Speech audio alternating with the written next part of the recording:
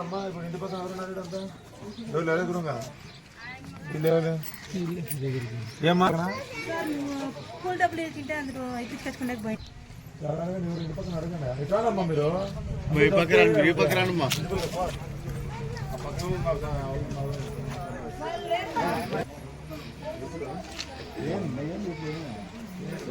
పని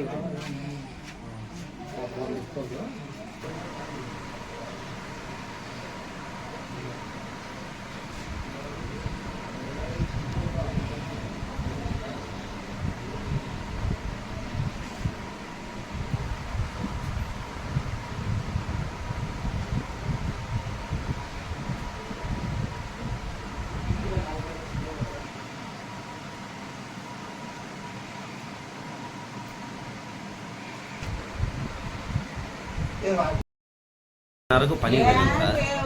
3:30లో బేగాలు వేసేసి బేగ అక్కడ పెట్టేసి పోయినా. చీపురు కసువునూకి పోయినాను సార్. కసువునూకి పోయింటే 3:30లో అక్కడ పోయేళ్ళకు పిల్లోళ్ళు వచ్చి వాకిలు పడిపోయింది మన ఫోన్ ఏరే వాళ్ళ చెల్లుతో ఫోన్ చేసేళ్ళకు ఆడింటి ఉరికితో వచ్చినాము.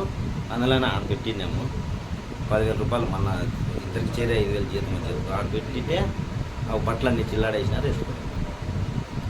అది మా పరిస్థితి.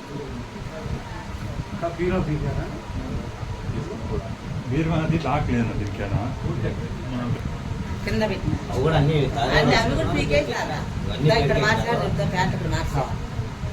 అవన్నీ పెరిగేసినాక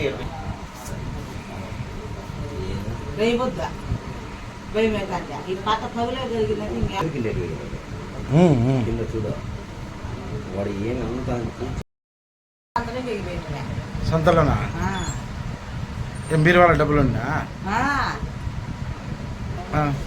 అదేవరో చూసినారు అట్లా నేను అక్కడ పోతుందని మా పేట కింద పెట్టించా కింద అవన్నీ పీకేసినారు. ఎంత పెట్టింటమ్మా? 10,000. మేమేమో తగ్గని చెప్పుకోవాలి. అంత మాకు ఏ బంగారు గింగారు ఏం లేదు. ఎన్ని గంటల కాడ 3:30 పనికి వచ్చినాడు. 3:30 జరిగింది అంతే. నేను ముందుగా పోయినా మళ్ళీ ఆయన వెనక్కి వచ్చినాడు. పిల్లలు చూసుకున్నాక ఫోన్ చేసి మాకు స్కూల్ నుంచి వచ్చి స్కూల్ నేను పిల్లలు ఏమన్నా మనవాడు వస్తాంటారు. వాడు ఏమైనా బట్టల కోసం పీకేసినారేమంటే వాళ్ళమ్మా తల్లి పట్టు తిరిగేసినారు, బట్టల చెల్లా పళ్ళు పీకేసినారు అని. అయ్యో బట్టల మార్కున్నది పీకేసి అక్కడ ఎత్తిపెట్టాను నేను. ఆ బాబు ఎత్తిపెట్టాను. మళ్ళీ లేదు మా చూస్తున్నామని ఇంటి దాకా అంటే వస్తే తల్లికి ఆలించినారు. అట్లా ఆలించి వేగం తగ్గించినారు. అంతే నా మనవరాలు స్కూల్ నుంచి వచ్చినాక